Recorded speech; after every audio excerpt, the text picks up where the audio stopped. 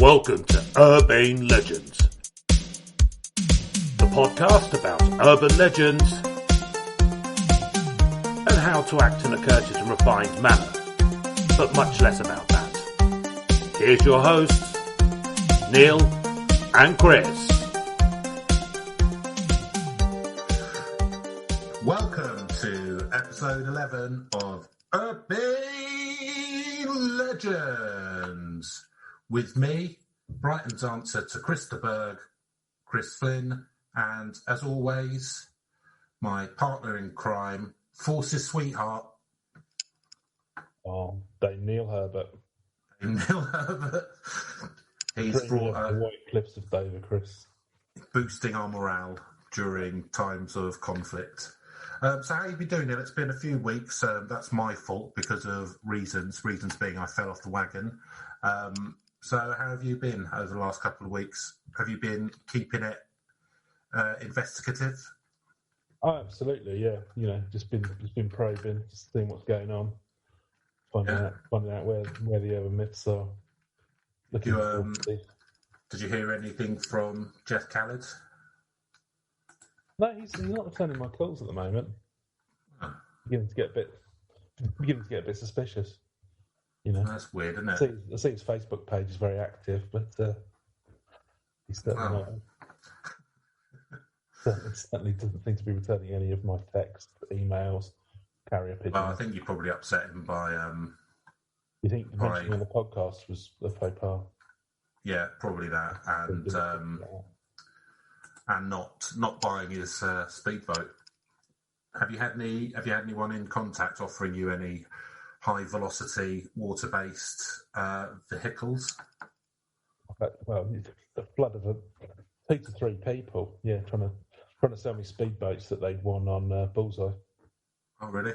Yeah, turns out if you live in a terraced house in Northampton, you don't have a lot of use for a speedboat. Well, you say that, but Northampton's got quite a lot of waterways around it and reservoirs. Yeah, but unfortunately, no. Limits. I know, but these going 4 knots an hour. But they are from the 80s, and they probably only take like 4-star leaded petrol. Yeah. So quite difficult. You have to stick a sail on them. So Neil, have you found your etiquette sliding without having these regular lessons that I provide to you for a very reasonable fee? Well, I'm not sure, but I certainly find that the horrified looks I get in public have increased dramatically. So I'm going to assume the answer to that is yes. Okay. Well, would you like a couple of etiquette tips today? Because of course, this is Urbane Legends, the podcast which is all about etiquette and with a tiny side discussion about urban legends. Exactly. So here's some from Forbes, which is a rich person's magazine, I believe. It's nice. Not quite Tatler, but it's getting there. Yeah, it's not quite Tatler. So, Neil, don't RSVP for an event and then not show. Now you're just being rude. You're not just being rude, sorry, but you're costing the host money, and you've probably kept a lonely soul from being invited as a backup. Now, I know that you're quite bad at this because you're always RSVPing to different gallery openings. Yeah, I like getting options open. Birthday parties. Imagine the chaos. I don't like to commit to one path. Independent cinema openings. The openings of different restaurants. But you never show, do you? No. You actually become quite... How would I maintain my air of elusive... Yeah, you're quite a mythical character, like Raffles, or something like that. So just don't do that, Neil. Just don't do it in future, okay? And I say that as someone who has invited you to several of my now failed businesses as openings. So I've just cut down a bit like a smoker. I don't think I can win straight off. Maybe just get it down to like 10 openings. I don't turn up a day or something like that. Well, I mean, that's a huge step in the right direction, and from small acorns and all that. Exactly. So here's another one for you, and it's another one again, which is I'm reading it very pointedly towards you. It's don't show up at a party empty-handed unless you've been instructed to, and sometimes not even then. Bring wine, a dessert, or a plant. So, I mean, the amount of times that you're turning up to parties without plants is legendary. I'm not known for not turning up without a bottle. That's not true. But no, but I don't think I'd be welcome at any of my friends' parties turning up with a fucking pot plant. Or, I guess maybe flowers, but not really. Dessert? Bring a big tiramisu that you've made yourself? Yeah, or it'd be like The Sopranos, just a big bowl of ziti or something. What's that? Why I'm bringing Italian food. It's a pasta-based dish. I think it's like Why is it a dessert? No, I don't know. I think it's like a. Well, then you've already missed the point, haven't you? Well, bowl, dessert, plant. That's it. Not a big bowl of pasta. This is coming from. I want to bring a can of sausage and beans. It's not my words, Neil. The words of Forbes magazine. Yeah. All right, I'll give it a go. See how it pans out. Yeah, maybe when you go to one of those events that you are constantly not turning up to, you could bring like a yucca plant or something like that. Something inappropriate or something really difficult to look after, which is actually an imposition on the host, like a bonsai tree or something. Yeah, or like an orchard. Quick, put it in the orchard area or it'll die in half an hour. Oh, orchards. You do have a hothouse, don't you? So, Neil, this week you're in the driving seat, I believe, because we're going to be talking about the legend of Black Volga, which I believe of Black Volga's a type of communist vehicle. Yeah, I think this is more widely known as the Black Ambulance urban myth. Urban legend, rather. Doesn't matter. That doesn't matter. So yeah, this is something. It started out I think it's still pretty much prevalent in Eastern Europe, or that's where it's kind of that's where it's sort of as far as it's spread out as we know at the moment. Eastern Europe kind of has a reputation of being quite a spooky place, doesn't it? Which is weird because Eastern Europe's actually very beautiful. Yeah, it's a lovely part of the world. Yeah, I think a lot of that just comes down to Dracula, to be honest with you. Communism and Dracula. Yeah, well, I mean, yeah, because back in the 80s, it was Balkan Wars. It was all behind the Iron Curtain, the Berlin Wall and what have you. Then it was, it was kind of unknown. It's very, very hard to get into these countries. So there's an air of mystery there. And then I think, Bram Stoker didn't do them good press.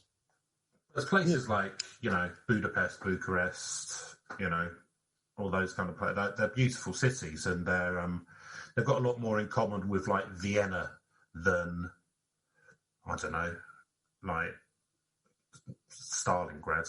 Do you know what I mean? No, absolutely. I went to Belgrade a few years ago in Serbia. It's amazing. It's really like fun city. Just people, very, very nice atmosphere. Kind of like And Montenegro is spectacularly beautiful and great food as well. Because you're just over the coast from Italy, of course. So really good. Yeah, it's on the Adriatic, isn't it? And you've got, but you kind of have that. They kind of took over from the mafia, the sort of Eastern European gangsters, sort of in the popular consciousness, didn't they?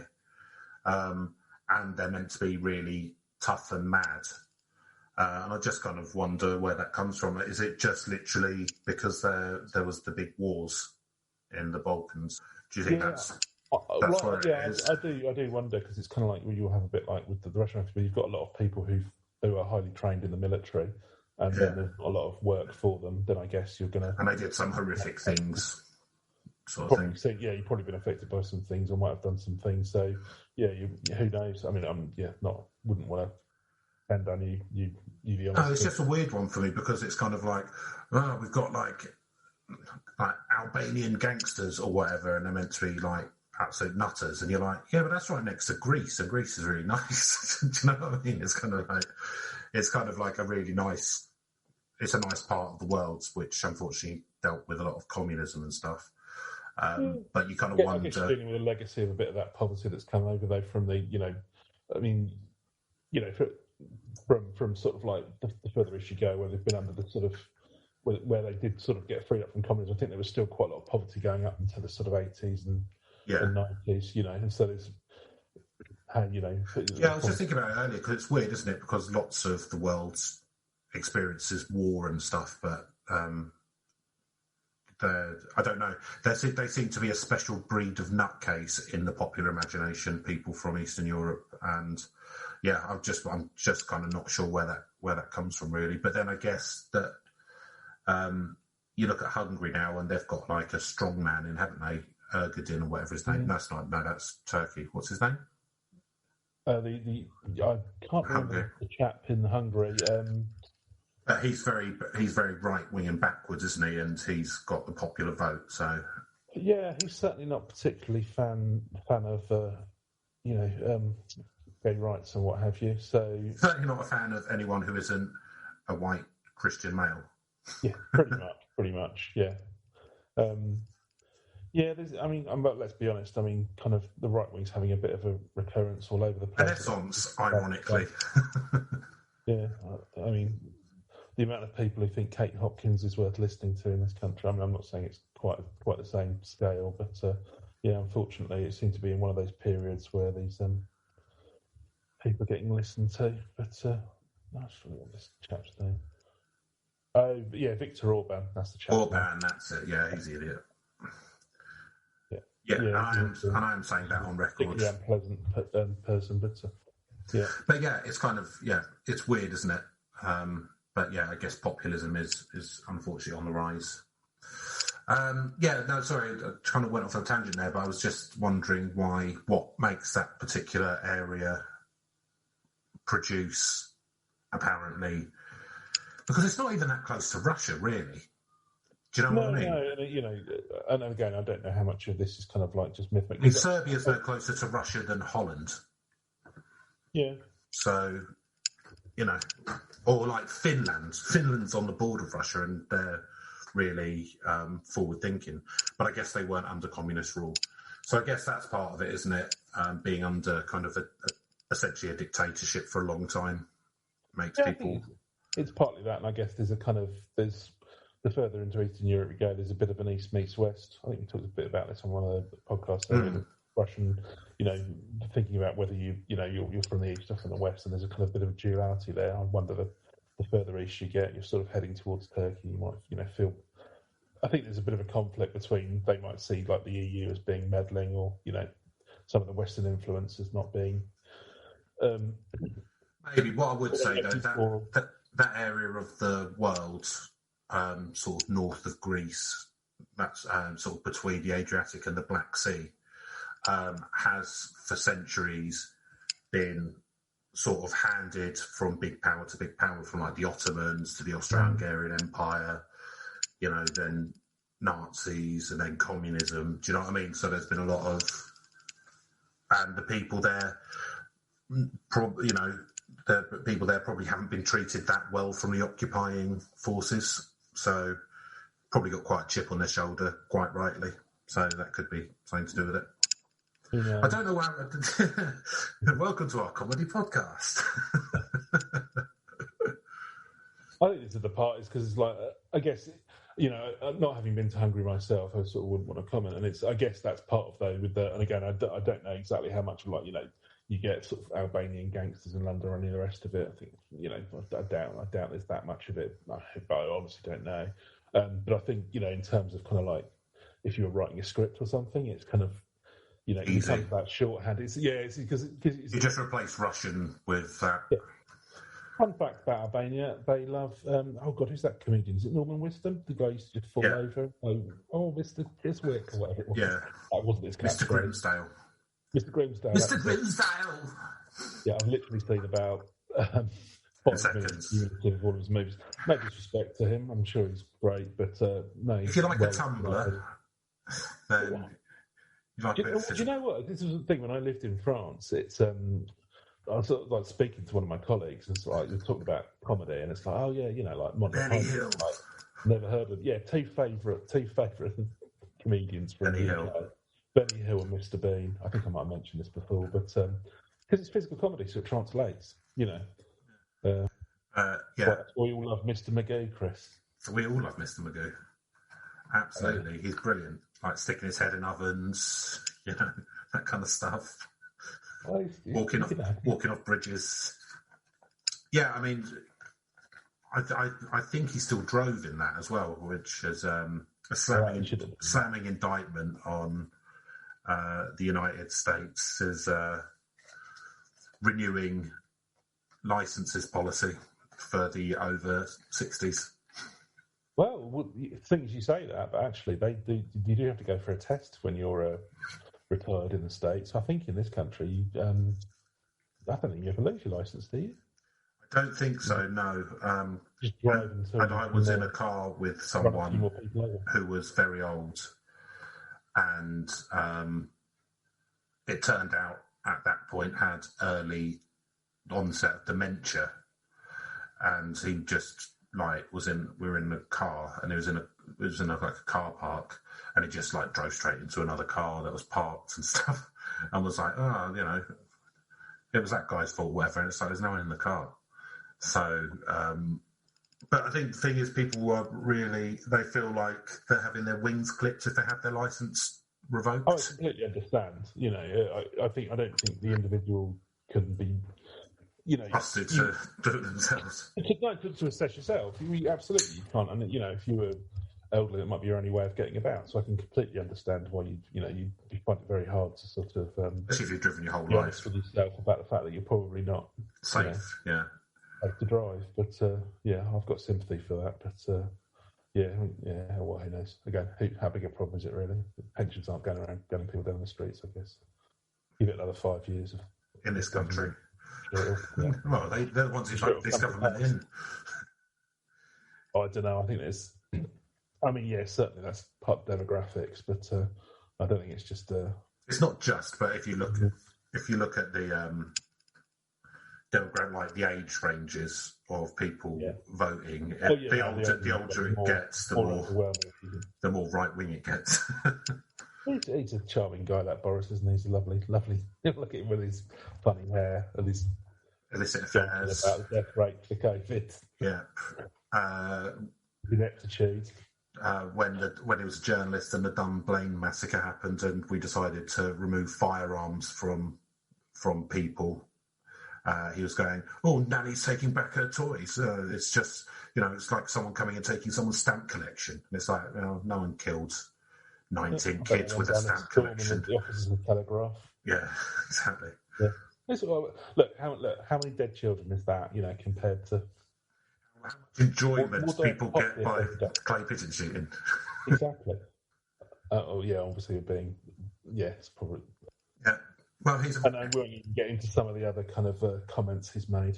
Sort of absolutely. I mean, just like real racism. I don't know. Yeah, just horrific. But also some of the words he's used. Just call what kind of 17th century fucking racist pamphlet did you get that shit from? Yeah, but the thing is, because he uses colourful language, some people can be quite blinded by that. As in mistaking colourful language for intelligence, whereas it isn't. It's just using colourful language. I mean, if you're going to do that, then you might as well make Russell Brand Prime Minister. Do you know what I mean? Oh, do you know what? Couldn't do a lot worse. I'd fucking love it. Do you know when everyone was just treating Russell Brand as a political messiah for about 5 minutes? I'd fucking love to see him run something. Yeah, I think I've got nothing massive against Russell Brand. I don't find him particularly funny, and I find him quite conceited. I'm not a huge fan. He's been all right in some stuff. He was in Forgetting Sarah, blah blah or whatever. Getting Sarah Marshall. That's it. Forgetting Sarah Marshall. He was good in that. I've seen some things he's been all right in, but I'm not a big fan. I'm not a big anti him either. But just and fair play to him for sort of wanting to talk real about politics with the youth. But I mean.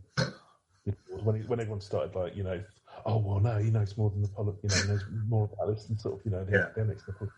Not really. No, he's just got an opinion, and that's fair enough. But Well, if it got even one person to actually have a think about politics, then No, it still wasn't worth seeing his face around so much. Still wasn't worth it. I don't. If it got people engaged and they stayed engaged and they're actually now making informed decisions rather than emotional decisions based on sound bites, good. But I don't know how much it did, but I think people who already liked him watched it, and other people were just like, "This guy's a clown." So, who knows? Who knows? I'm not sure how much of this opening bit I'm going to keep in. Yeah, I was going to say we've pretty much spoken for an hour about anything other than that. Shall we move on to the black ambulance? Yeah. Because I think we. So Neil, the black Volga or black ambulance. Why don't you tell me the 411? I knew what the 411 was, Chris. I would, so I'm just going to tell you the story. So it's an urban legend. It's widespread in Poland, Hungary, Russia, and throughout sort of Eastern Europe, and it sort of spread a lot in the 60s and 70s. So this is a car. It looks a bit like that sort of Ghostbusters vehicle, the Volga. It's sort of like a Russian model of car. I think it pretty much always came in black. Right. And I believe the secret police would drive around in these, so I imagine they did, they were home to a few abductions. But allegedly, I don't know whether they were used as ambulances as well, but so where the black ambulance piece comes from. But they were allegedly used to abduct people, especially children. Right. And you have all sorts of different versions where they could be being driven by priests, nuns, the communists and police themselves, vampire Satanists, or, as with all conspiracy theories, Jewish people. And Russian mafia. Yeah. Yeah, well, it's just weird, the anti-Semitism thing, isn't it? Yeah, I mean, just to be clear, that's, that final disappointing thing that's, yes, we just have to have a go at Jewish people. It's really, every conspiracy nut seems to get into that kind of thing, but sorry, I can't even. Yes, no, there's no logic behind any of it. No, of course not. But just anti-Semitism. But there you go. As you said, comedy podcast. Right, moving swiftly on. It's funny because there's some parallels with a kind of modern conspiracy theory. So the reason why these children are being kidnapped supposedly is so that they could be eaten or use their blood as a cure for rich Westerners or Arabs suffering from leukemia, or to steal organs, right. Or possibly for kidney theft for the KGB. So I think you've got a fair bit of stuff getting mixed in where it's either anti-Semitic or racist against or anti-Western, or just like some sort of like horror stories around kind of the KGB. Because I could imagine, you going back to the 60s, there probably were some people getting people getting snatched off the streets all the time by the KGB or KGB affiliate branches in Eastern Europe, weren't there? I think it's the Stalin era. I mean, I think it's kind of like 40s, 50s. That was, it was very prevalent. I don't know how much more it was after Khrushchev and that took over, but I imagine, it wasn't, completely absent still. And I think a lot of people probably would have been living in fear since the old sort of Stalin days. In terms of actually getting sort of... A lot of people probably would have known someone who had been disappeared, wouldn't they? Like people who were maybe kind of in their 20s, 30s during the height of the sort of communist witch trial kind of area. Then they probably would have known people or know people who knew people who had been disappeared or had a teacher who was taken or something like that. So I guess these cars would have been pretty nerve-wracking if you saw one, wouldn't it? You would have held your breath, or your heart would have gone a bit faster. Yeah, I mean, I'll be honest with you. Because of the vampires, obviously. Because of the vampires, yeah. No, I mean, well, if I was walking up West Street and one of those rocked up, I would definitely not be having a word with the passenger. That would be quite terrifying. But no, so yeah, certainly. And then at that time and in that place as well, I think, as you say, but then it seems to have become more kind of like, as with all of these things, they've added a bit more embellishment on. So, as it was coming up in the late 20th century, it's now a BMW or a Mercedes. Oh, nice. Sometimes with horns instead of wing mirrors. Now, the thing about Satan is he's not So too it's like bothered about what's going on behind the car. Some Texan oil guy. It's got like horns instead of that. It's painted in like it's covered in cowhide. All road safety's for chumps. If I don't want to see what's driving behind me, I won't do. Third Amendment or something in it. I shouldn't say. They also could have 3 number 6 on the license plate. I believe that's referring to the number of the base, Chris. Is it? Yeah. 666. Some claim it should be 616. That's the retro inquiries. 666 is where is that from, the 666 thing? Do you know? I think that, and you will know this as it is the number of the beast. It might be the Book of Revelations. Somewhere in the Bible, I believe, it is mentioned. Really? And that's why the 616 that comes in, because people say it was a mistranslation, the 666 thing.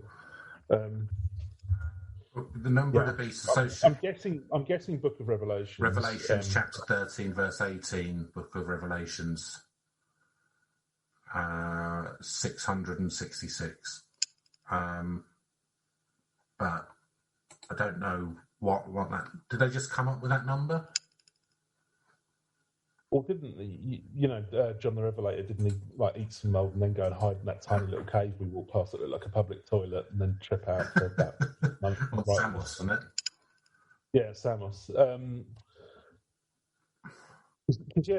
think the Book of Revelation was written a bit after the rest of the Bible, wasn't it? Oh, probably. Like most of the nut stuff wasn't actually from Jesus or whatever. No.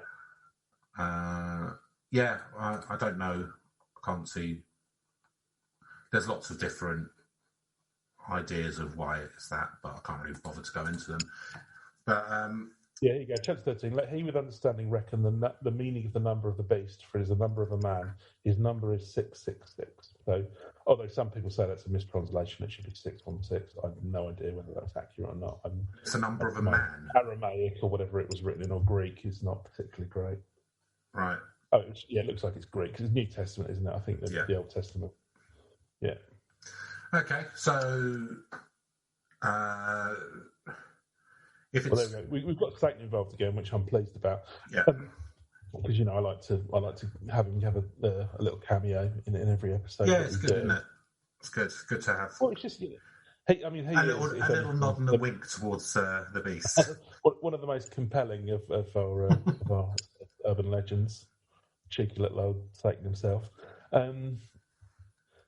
Supposedly they could come out and sort of ask you, what time is it, and you're supposed to answer, it's God's time, and then the car fucks off. Do you answer, it's Chico time? Adjusting its devil horns, presumably. It's Chico time. Then you... Do you reckon they'd get out and dance then? Yeah, I reckon they start dancing. They get on top of the roof and start dancing. They just put the handbrake off and then just put the car roll forward and stuff. Satan just starts dancing on the roof. He's like, hey! Damn right, it's Chico time. That's good. Would you, if the car pulled up, would you risk trying that just to see if that did happen, or would you just say it's God's time? Well, let's think, because the risk to my immortal soul, because Satan is big boy. You don't play. Yeah, definitely, of course. You got to try that one out, haven't you? Got to have a go. When are you going to get another chance? all in with the chips. Let's see how this pans out. Down. Your move, Satan. You never know. He might think it's funny and let you go with a wish. I believe Satan. If you make Satan laugh, he gives you 3 wishes. Isn't that true? Probably. I believe so. I heard it somewhere. I believe that was in the Dead Sea Scrolls. Yeah. Okay, so yeah, do continue. So at the moment, it could be religious folks, communism, mafia. It could be anyone you hate from anywhere on the political spectrum. Satanists and Satan himself. Yeah, or any kind of or down to good old Satan, the end villain of all of Christian mythology. But, well, it's weird, isn't it, that they think Satanists or Satan himself, because communism pretty much tried to destroy religion, didn't it? Oh, it's completely atheistic, which, is the most satanic thing you can think of, really. Because then once you step one, remove all religion from the people. They don't even know who God is, Chris, so you can't refer to him when Satan pulls up in his black Volga. But I know that... at the moment, they've got the power of Christ to compel Satan to get away from them. 10 generations of atheism in... Yeah, you're relying on Chico. Yeah, they're defenceless. If they know about Chico, then that'll buy them some free, 3 wishes and freedom for a time. No, but I know the Czech Republic... And the rule, Satan, he's a stickler for the rules. If you... he's not going to get out with black Volga or do anything, but but if he can remove religion from the people, then he's one abducted person at a time in the black Volga. Oh, the greatest trick Satan ever played was convincing the world he doesn't exist, apparently, according to, I don't know. According to that movie that now feels a lot weirder. Kevin Spacey couldn't possibly be the villain. He seems so innocent. Oh no, that fucking very clearly. But I know that the Czech Republic these days is the most atheist country in the world. I know. Is that so? That's interesting. Yeah, they've got no interest in religion at all. They're they've got like 30% religion, or people who identify as religion, which is really low, because even in a country like the UK, which really people will write on the census Christian but never go to church in their lives or follow any of the teachings of Christianity. But they'll put that just because it's like, I don't know, like culturally handed down. But they put down on Jedi, don't they? Because they're hilarious. Oh, that'd be brilliant. No, because the thing is, Chris, if enough of us put Jedi on the form, they have to make it a religion. Yeah, 10,000 people or something like that in the 100. Yeah, they have to make it. They have to recognise it as a religion. They have to. That'd be great. That'd be really funny. Yeah. Can you imagine the banter? If Jedi was an official religion. The banter would be absolutely fantastic. I could finally walk around with my lightsaber without being laughed at. It's a hate crime now, mate. Can't take the piss out of me. You can dress up as Yoda, sitting at a bus stop. Yeah, can't take the piss out of me. It's hate crime. Police. Police. I assume that's the game. I think so. Yeah, that's. Yeah, imagine that. And then it'll be like making they'll all put Doctor Who as their religion next. Just ends up with a country of cosplayers that you can't make a joke at because it's a hate crime. Well, that'd be, I mean, it's a good counterpoint. It's a very mild dystopia, I'll be honest. It's a good counterpoint to how things are actually going. Yeah, one could argue we live in a slightly worse world of this. So, yeah, dressing up as like children's characters, fine. Harmless, isn't it? You know what I mean? Being mildly a bit too into things that you. I don't know. I'll watch a bit of Star Wars. That's fine, but maybe don't obsess over it until you. I've seen them. I don't think I've seen all the prequels. I've seen the originals, and I've seen. I'll give them a miss, to be honest with you. I've seen a couple of them, I think. The one which I haven't seen is the one which everyone goes is really boring because it's like about politics. But that's the one which I'm interested in.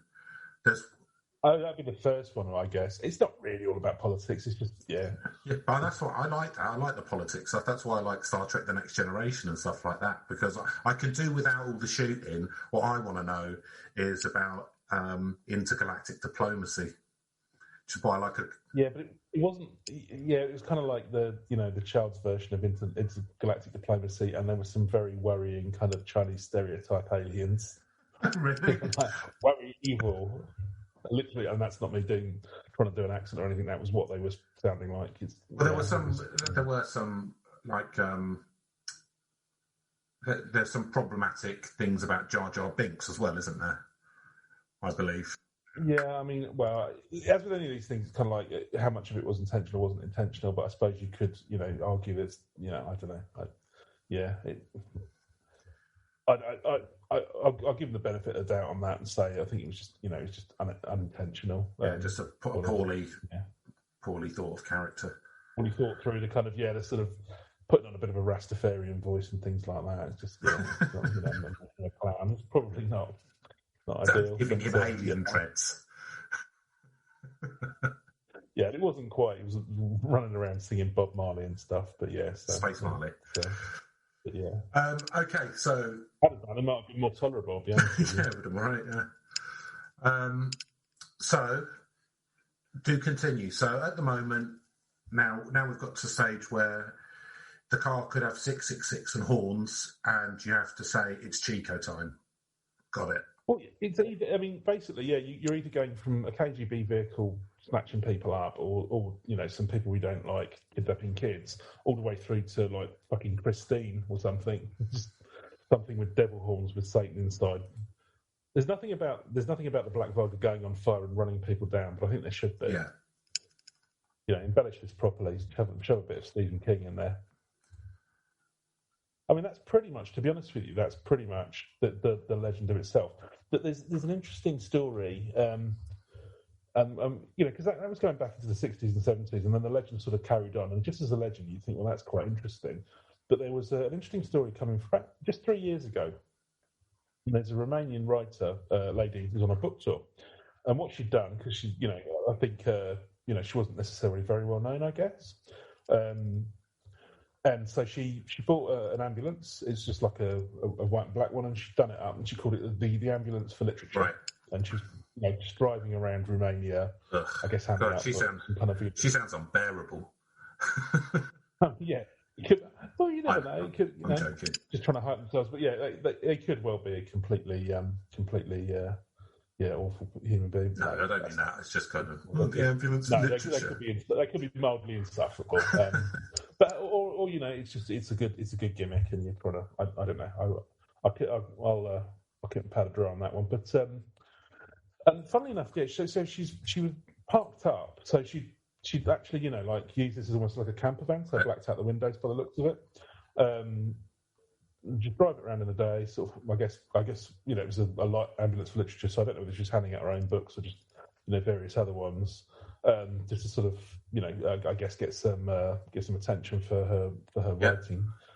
She parked up by the train station in Bucharest, by the main train station, was surrounded by a gang of people thinking it was one of the infamous black ambulances hunting for vulnerable children. Right. She said, so I'm looking from Euronews now. So they gathered so fast it was as if the entire thing was organised. Videos from the scene posted on Facebook got even more people to come. And apparently this has been being resuscitated by Roman tabloid media that have the black ambulance urban myth. So they're saying, children are being abducted off the street and murdered, and their organs and blood being sold to wealthy people from Western Europe. Again, that's what we do. We're choosing. Well, I mean, I wouldn't say we didn't ever do it, but it's not commonplace. I've put an order in for a new liver, so just waiting for. I did it on the dark web. I mean, my kidneys have been feeling pretty painful recently, and you kind of think, well, I could drink more water, or get a black market organ. Just get a fresh one from a kid. Yeah. Well, the problem is the apps make it so easy now. Just order it. It's there. 20 minutes later, you pop round with a call box. Yeah. You just pop it in yourself. You seat it, and then it goes in place, I believe. Yeah, that's how it works, isn't it? Well, I mean, we're obviously with our satanic powers, we're able to just absorb the essence of organs and regenerate our own. So anyway, she called the police, and but they were filming her. They got in the ambulance. I mean, unfortunately, I think it sounded like there was sort of a bit of an assault, and when they saw the caravan toilet chemicals, they thought it might be blood or a medical substance of sorts. I mean, medical substance of sorts. I mean, maybe. How are you confusing toilet chemicals with blood? What colour it was, I guess. It was nice. It was red or blue, because blood's blue, isn't it, before it hits the oxygen. Yeah, but I mean, thus, if it was in the open air, it would be red. But anyway, so she showed them the books, and they got. Oh, I like this one. I showed them my books, and they got scared as if I was showing them voodoo dolls. I think this might have just been a bunch of England fans out on the piss. Probably. It's probably that. I don't know. It could have been. But when police got to the scene, there were close to 500 to 600 people from the surrounding neighbourhood in the van. That would be terrifying. To be fair, that's awful. And a woman stole the 600 people. Good lord! And this isn't by the main station in Bucharest. So the police detained 3 people for acts of violence, threats, and disorderly conduct. They were later released. She got medical care, but didn't want to go to hospital. But she was kind of like fearing for her own safety. And she's still receiving threats, and she's going to, sue anyone who keeps harassing her. She was saying. So it's. Yeah. I mean, that's. I mean, that's either. It shows you how kind of ingrained this legend is, that people actually properly believe it, or that people just love a bit of trouble and get caught up in the moment. Yeah, well, I mean, the whole organ harvesting thing, it just reminds me a lot of that stupid QAnon thing that people have been burning. And the thing is, it's sort of like you can look to these things going on in America, because it's a very American-centric thing, but the fact that it's been spreading to all over Europe as well. What, QAnon? And I've read it. Yeah, QAnon. Yeah, I mean, it's all over Europe now, and an especially depressing development that I've read is that the far right in Germany, they're now well into this as well, some of them, and they're hoping that Trump's going to come and bring about the new right, because Germany's a corporation that was created after World War II, and so they can't be proud Germans anymore. Right. Yeah. So that's.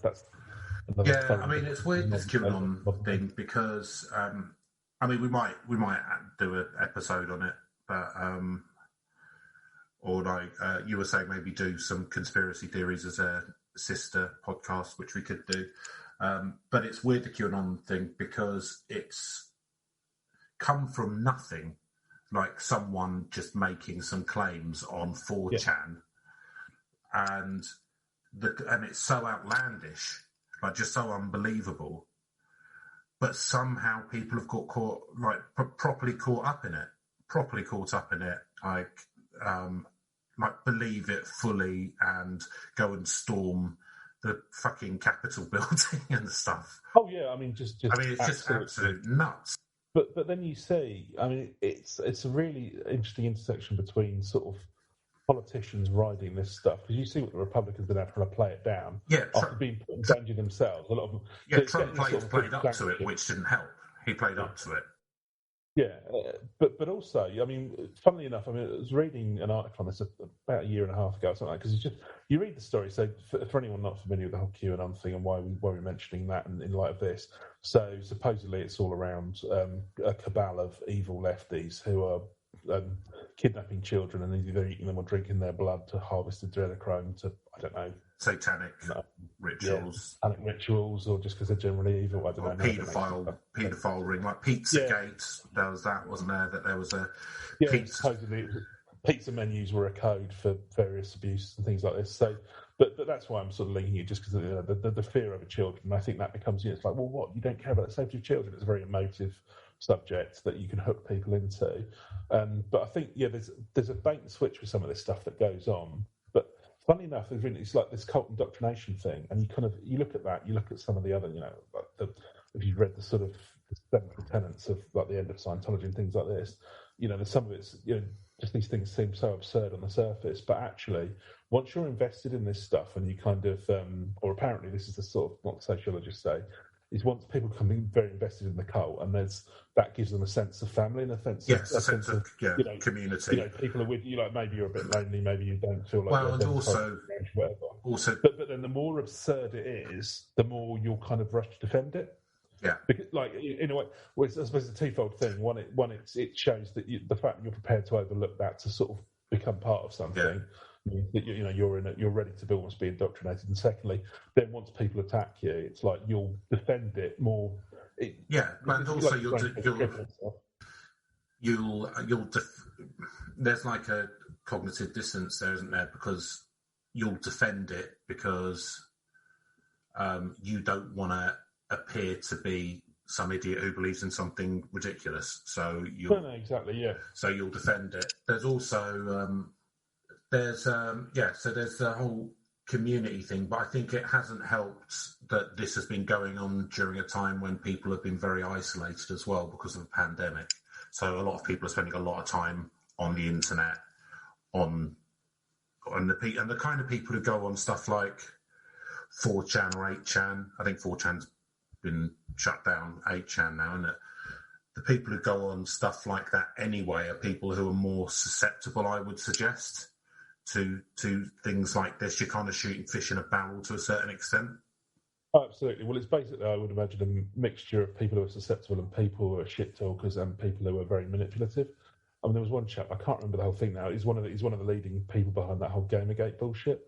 And he described, like, he would try and lead people to attack other people, and he got off on it. He was like a psychopath, basically, but he used to call it weaponized autism. Yeah. You know, he'd get all these sort of, I mean, horrible things, obviously, but I'm quoting from their words. I can't remember this person's name, but he thought it was funny he didn't believe in this stuff, but he thought it was funny to direct people to attack an innocent person. Well, just for kick, basically. Well, the mad thing about a website like 8chan, anyway, is so all of these people are like, rah, rah, rah, like, we've got to protect the kids. There are these paedophiles, Satanists, kids killers, right? But 8chan is actually, unfortunately, very well known for a place where paedophiles meet up and share images and stuff. So it doesn't make any sense at all that if there's a non-person who is trying to protect these kids and stuff, that he would post this stuff on a website which proliferates child abuse images. So, do you know what I mean? Like, it's just ridiculous.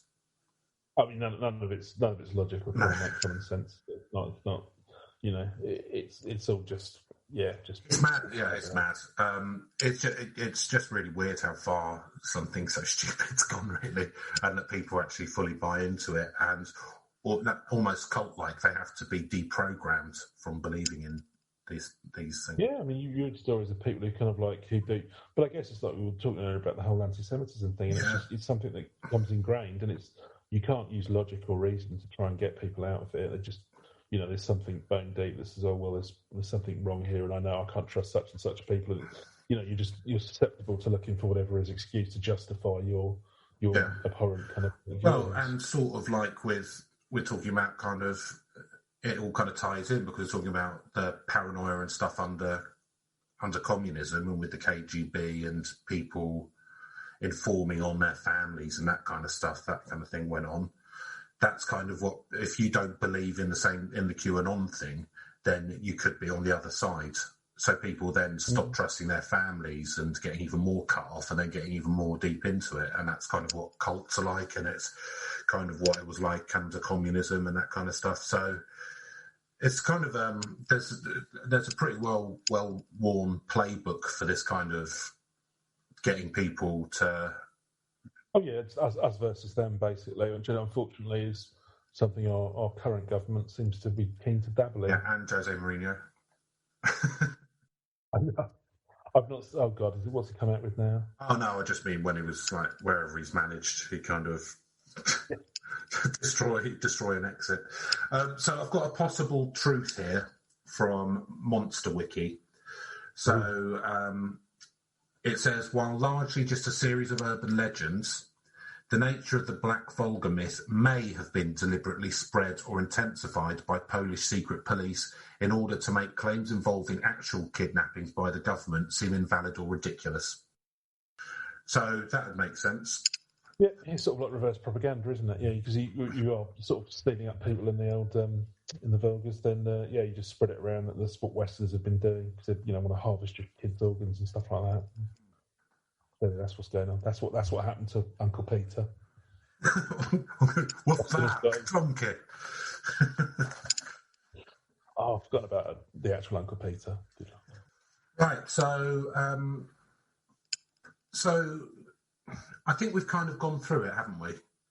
Yeah, there's not a hell of a lot to it, to be honest with you. It's there's a it's quite interesting background and all the rest of it, but there's it's pretty much just someone kidnapping people off the streets in a black vehicle. I don't know where the whole ambulance thing comes from, truth be told, because the Volgas don't look much like an ambulance to me. So forgive my ignorance if that, if that's kind of like ambulances in Eastern Europe in the 60s. I don't know, but I guess that they would have looked paramedic and medical equipment. But I guess the ambulances back in them days would have been more like estate cars. Yeah, no, exactly. Like again, I honestly don't know. Yeah, it wouldn't necessarily look like a modern ambulance. But it could have just been called ambulance because of. It might have just been something to get someone to a hospital as quickly as possible. Yeah, or it could have just been they called it the Black Ambulance as a kind of nickname because they were stealing people for medical stuff on them to nick up their organs and delicious blood and that kind of stuff. Although that does, but again, with the Romanian lady who was sort of targeted because she was driving what was clearly not a black ambulance, but just an ambulance. Was it not black, even, her ambulance? No, it was a blue and white with, as I say, kind of, ambulance for literature in Romanian on the side. That just sounds like maybe it was a right-wing attack, to be honest. I would be a little bit worried that there was a penny farthing inside, but that was about as terrified as I get by that vehicle. I might roll my eyes, or I might be right, quite good, but it possibly contains a pretentious author. But there's something, oh god, 500, 600 people crowd outside. Oh, that would be absolutely terrifying. Yeah, that wouldn't be good, would it? Yeah. I hope she's doing well. There is some films, of course. There's a 1973 film, Black Volga. Starring anyone we know? No. Again, an early Brad Pitt.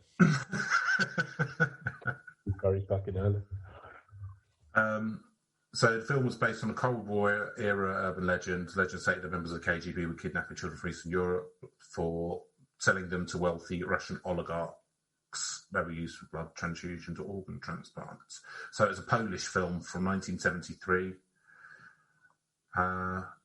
also known as Czarna Volga, which presumably is Polish. Hasn't got much about it on IMDb.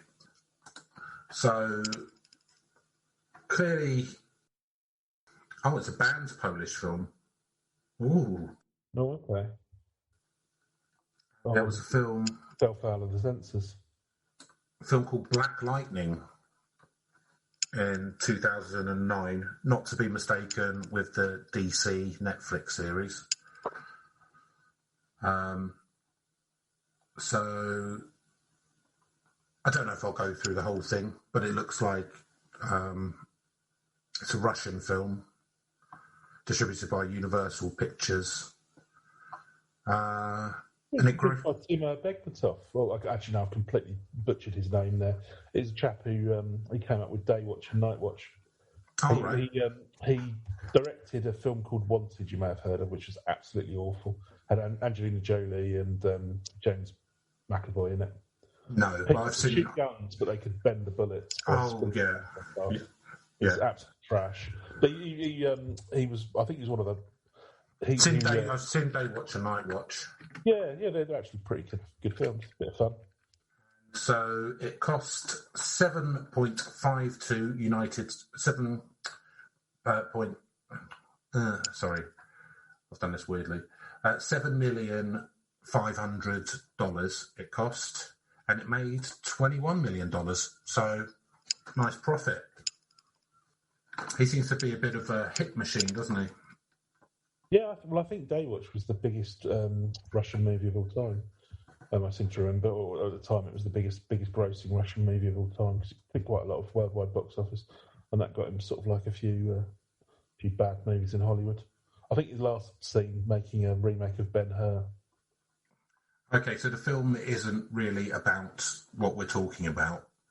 It's just that the car is a Black Volga, which was revealed to be a product of a Soviet black project, and it's basically like Knight Rider.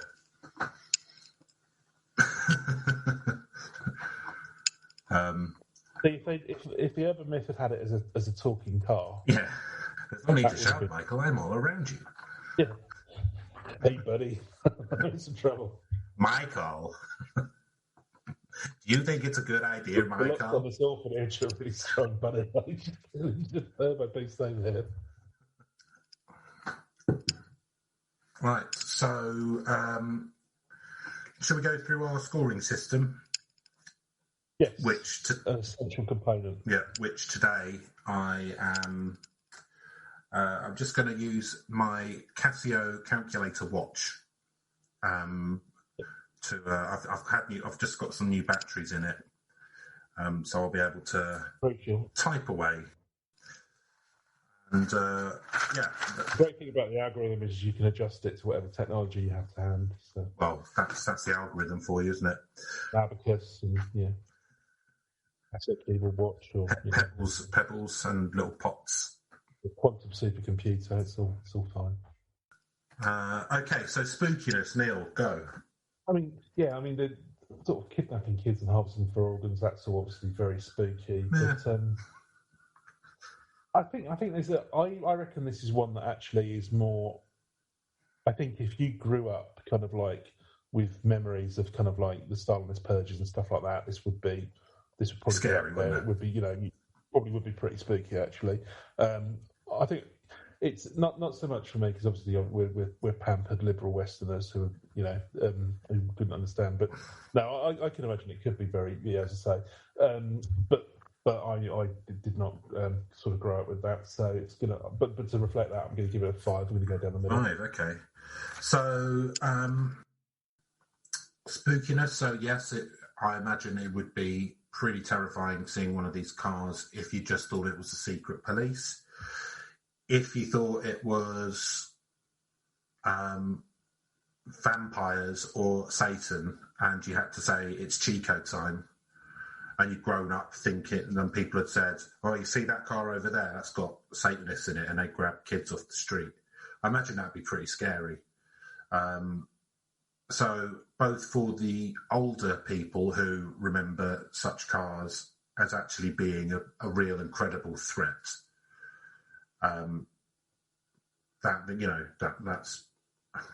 it's scary rather than spooky. But I think the fact that they've roped in a bit of Satan action, I think I'm going to give it a 6 for spookiness. Fair enough. I mean, you have got those devil horns in the place of mirrors. Exactly. Mirrors. That's the road safety of that vehicle is going to be fairly spooky. Let alone the outward aesthetic appearance. Oh, that'd be lovely. That'd be like a hot rod. So. No. Believability. Like a heavy cougar or something with some devil horns and the mirrors. Believability. So some truck on the back. Flames coming out. Yeah. Two big wheels at the back, like a car out of Wacky Races.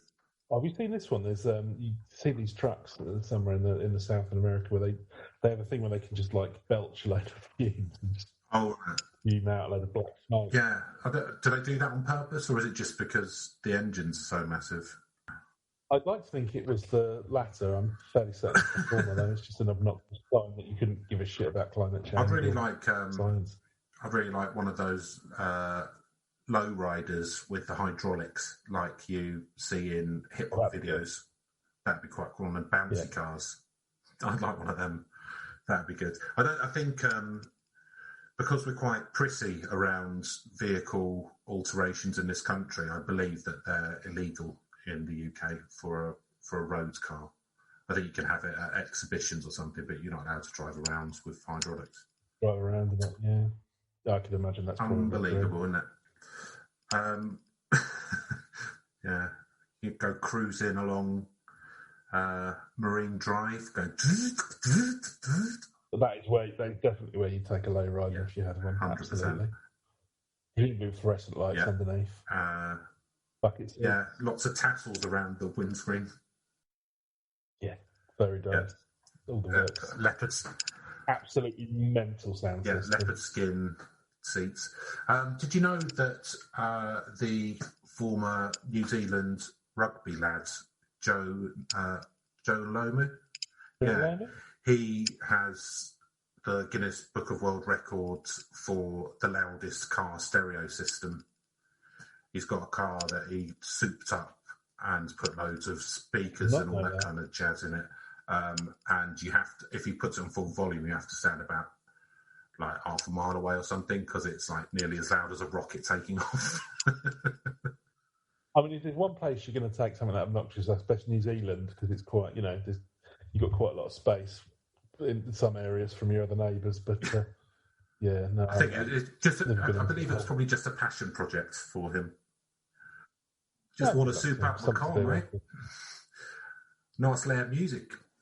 Right, so. Sadly, I think he's no longer with us. He isn't there. I forgot that. What did he die of?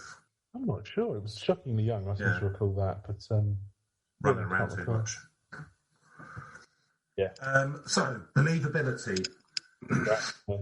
Believability. So I think that this has a nugget of believability in it, obviously, because these cars were used to snatch people off the streets.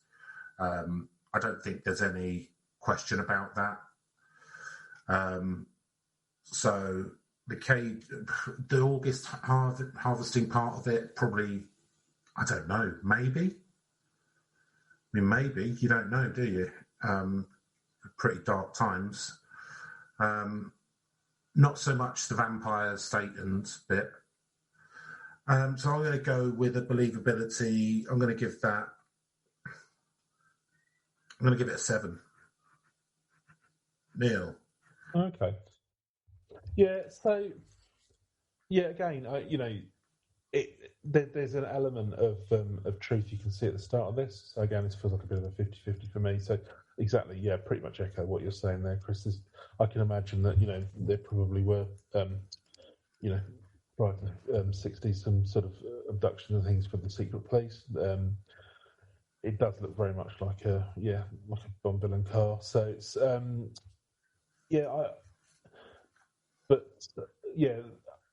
I'd like to believe the whole Satan's horns and 666 in the back and all the rest of it, but I think he's got a bit more subtlety than that.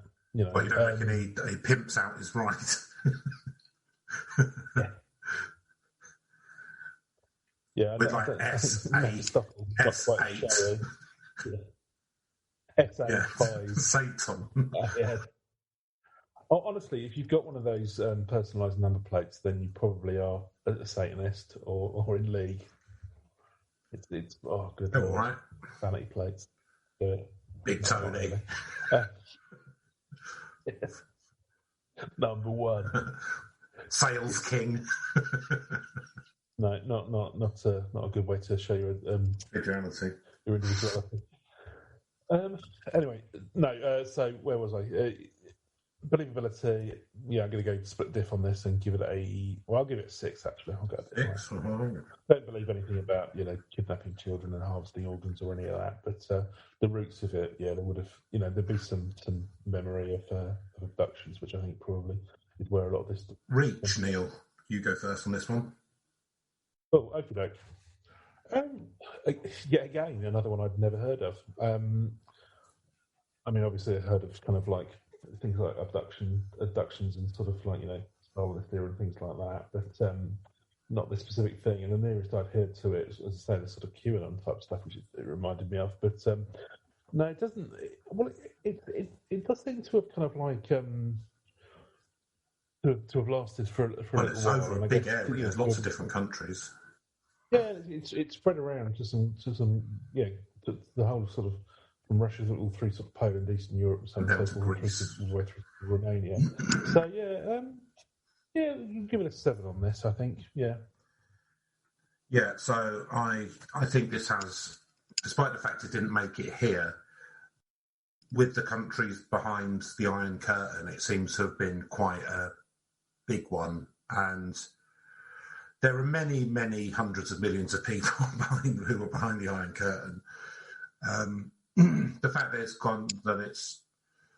gone to so many different countries, Bulgaria, Greece, Ukraine, Romania, sort of everywhere, sort of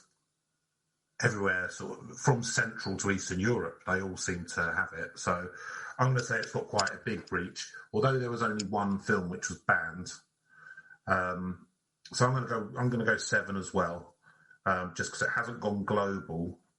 It has got a bit of longevity to it, and it sounds like it's not stopping anytime soon. But yeah, I mean, it was prevalent across a lot of the population of the world at the time.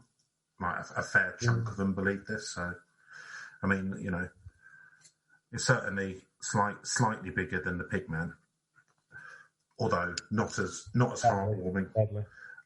So narrative / premise. So, yeah, good. I think it's a good one. The narrative is tied in with real events. The fact that it's stealing children for harvesting organs, that's a very, it feels, that was an original idea at the time. That's quite a new one. It would have been new at the time. It's not, harvesting organs stuff is de rigueur these days, but back in the 60s, that sounds like it was quite a new idea for a... I do remember you have these urban myths of sort of like people waking up in a bathtub full of ice with a kidney missing. Yeah, there's a lot of that stuff in South Korean cinema. Quite different, but yeah. Oh, well, yeah, it was a big Mr. That's right, yeah, good film. Yeah.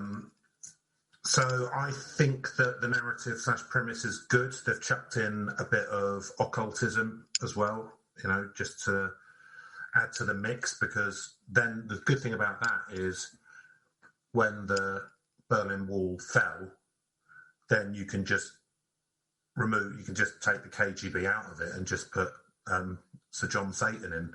Yeah, Satan's yeah, he's like sort of anything. So I'm going to give. Use sparingly. I'm going to give. He'll add to any dish. He's like paprika. I'm going to add a 7 to that as well. Then. So Neil. Yeah, I mean, it's not. There's not like a.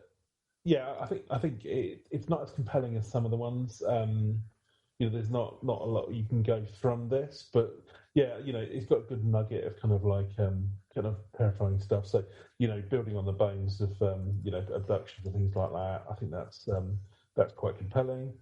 And you're going everywhere from sort of like abductions of children into the sort of the whole satanic thing. So yeah, I'm going to go 6.5. For fuck's sake.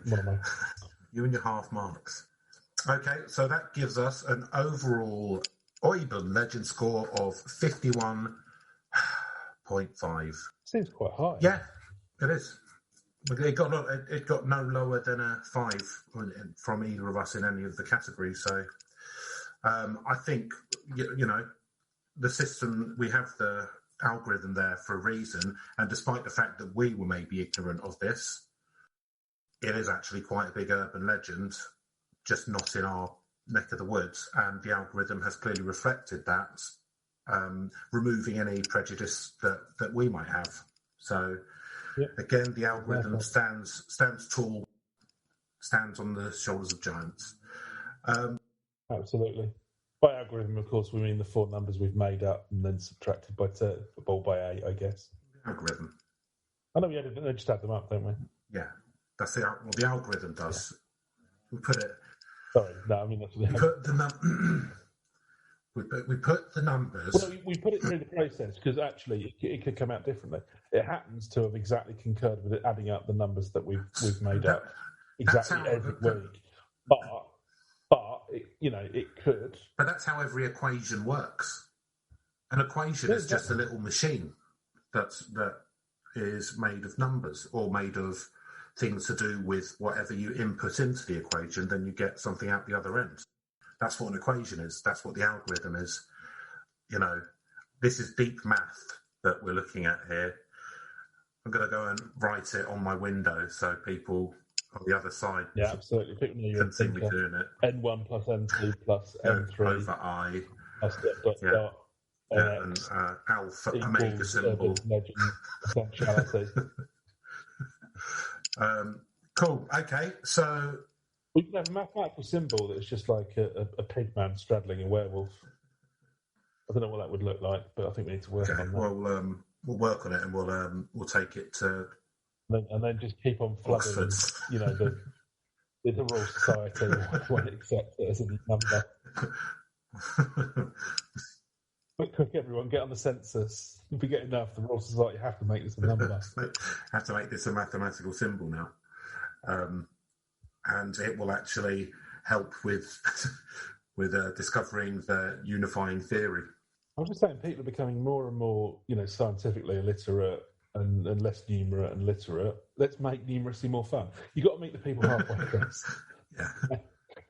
Let's face it, the reason why everyone's bored of all this literacy and numeracy, it's boring, isn't it? It's hard work. Make it easier. Well, what's this symbol? Oh, sorry, it was that's a square root. Square root. See, the square root symbol, boring, isn't it? If you turn that into a Nike tick, if that was the Goatsy picture or something, turn that into a Nike tick, charge Nike, get some more money into the schools. You know what I mean? I don't see any problem with doing that at all. Good. You've got to carry on improving. We've been stuck, that some of these symbols go back, I believe, to sort of ancient Greece and Arabic, symbols. So, got to move with the times. Yeah, the big M symbol on scientific calculators.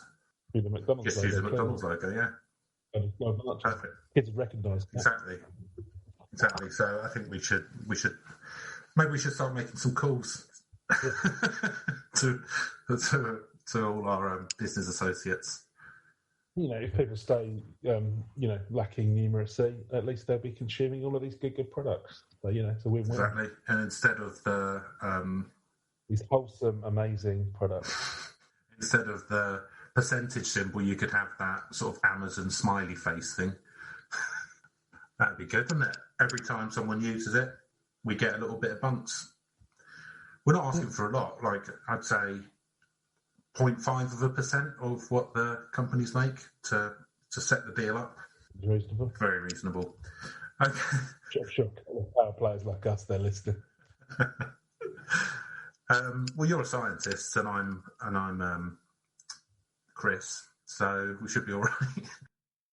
I'll see. I'll put the feelers in and see if I can get Bezos interested. Has he come down from space yet? I was hoping he'd get lost. In his rocket cock. Yeah.